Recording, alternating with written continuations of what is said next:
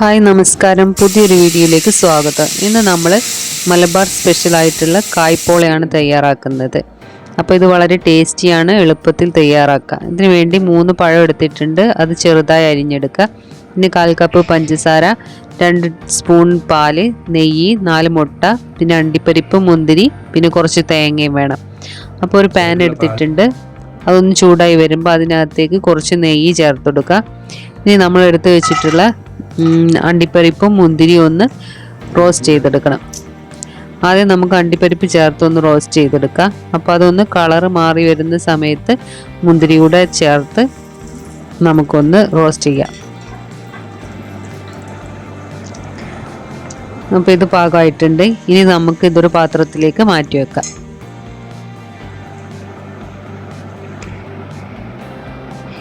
ഇനി അതേ നെയ്യിലോട്ട് നമ്മൾ ചെറുതായി അരിഞ്ഞു വെച്ചിട്ടുള്ള പഴം, നേന്ത്രപ്പഴം ചേർത്ത് ഒന്ന് വഴറ്റിയെടുക്കുക. ഇതൊരു കളർ മാറി ഒരു ഗോൾഡൻ കളർ ആകുന്നവരെ ഒന്ന് വഴറ്റിയെടുക്കുക.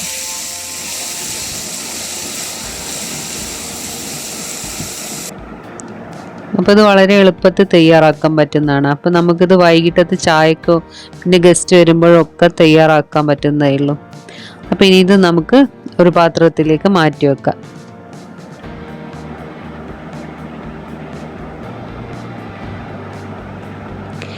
ഇനി വീണ്ടും നമുക്ക് പാനിനകത്ത് കുറച്ച് നെയ്യ് ചേർത്ത് കൊടുത്തിട്ട് നമുക്ക് 2 ടേബിൾ സ്പൂൺ തേങ്ങ ചിരകിയത് ഒന്ന് റോസ്റ്റ് ചെയ്തെടുക്കണേ.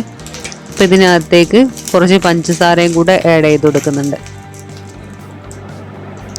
1 സ്പൂൺ പഞ്ചസാരയാണ്. ഇനി ഇതൊന്ന് റോസ്റ്റ് ചെയ്തെടുക്കുക. ഇതിൻ്റെ കളർ ഒന്ന് മാറി വരുന്നവരെ ഒന്ന് റോസ്റ്റ് ചെയ്താൽ മതി.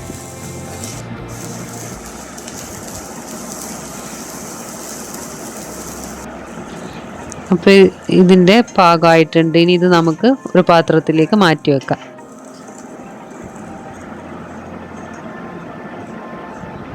ഇനി നമ്മളൊരു മിക്സിയുടെ ജാർ എടുത്തിട്ട് അതിനകത്തേക്ക് 4 മുട്ട പൊട്ടിച്ചൊഴിച്ചു കൊടുക്കുക.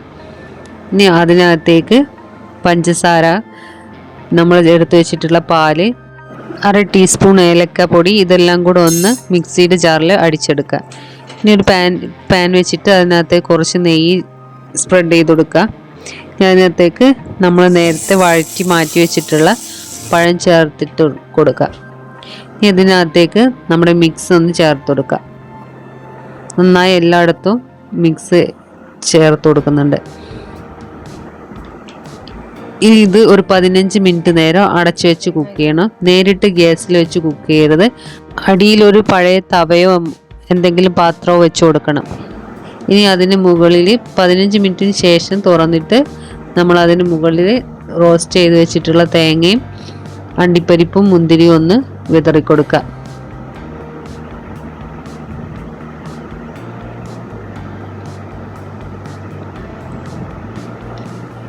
അപ്പോൾ ലോ ഫ്ലെയിമിലാണ് നമ്മളിതൊക്കെ ചെയ്തെടുത്തത്. ഇനി നമുക്കിത് വീണ്ടും അടച്ചു വെച്ച് 15 മിനിറ്റ് ലോ ഫ്ലെയിമിൽ കുക്ക് ചെയ്തെടുക്കാം.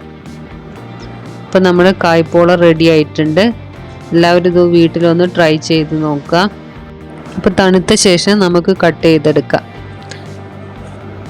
ഇത് നല്ല സോഫ്റ്റാണ്, കൂടാതെ നല്ല ടേസ്റ്റിയാണ് കേട്ടോ.